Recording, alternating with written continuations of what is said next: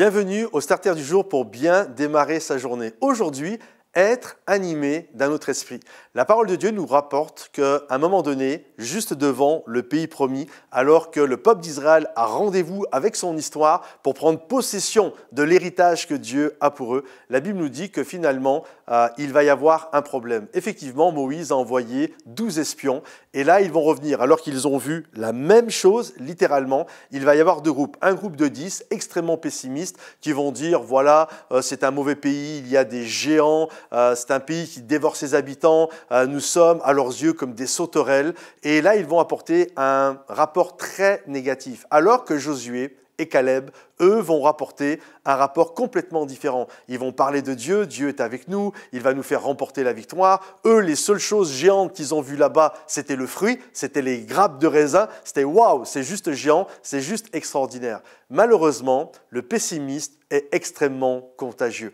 Et le groupe pessimiste va contaminer, c'est une vraie pandémie ça, ils vont contaminer une grande partie du peuple, ce qui fait que le peuple va repartir dans le désert pendant 39 ans de plus. Dieu n'a jamais voulu qu'il reste dans le désert pendant 40 ans, c'était juste une année, puis après il prenait possession du pays promis, mais à cause de ça, ils vont retourner dans le désert. Et 40 ans plus tard, Josué et Caleb, de nouveau, vont se retrouver devant le pays promis. Et là, maintenant, Josué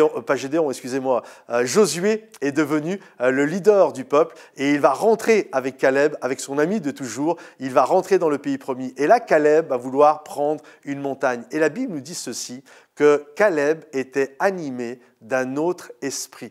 Et le mot esprit, ici, dans le passage, c'est un petit « e ». C'est-à-dire qu'on ne parle pas du Saint-Esprit. On parle de l'esprit humain, dans le sens de l'état d'esprit. En fait, ce qui a fait que Caleb était différent, c'est qu'il avait un autre état d'esprit.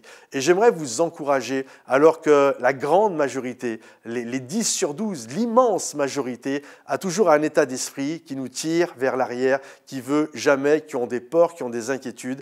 Ils sont peu, les Josué et les Caleb, mais ils sont animés d'un autre esprit. Ce sont eux qui s'emparent alors que les autres, morts dans le désert, il y en a peu finalement qui savent saisir avec puissance ce que Dieu a prévu pour eux. Alors je t'invite aujourd'hui à être comme Caleb, à être animé d'un autre état d'esprit.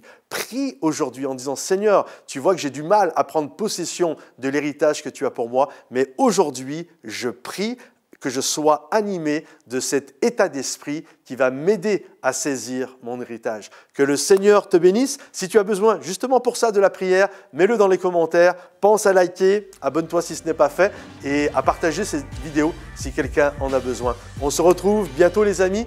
Bye bye.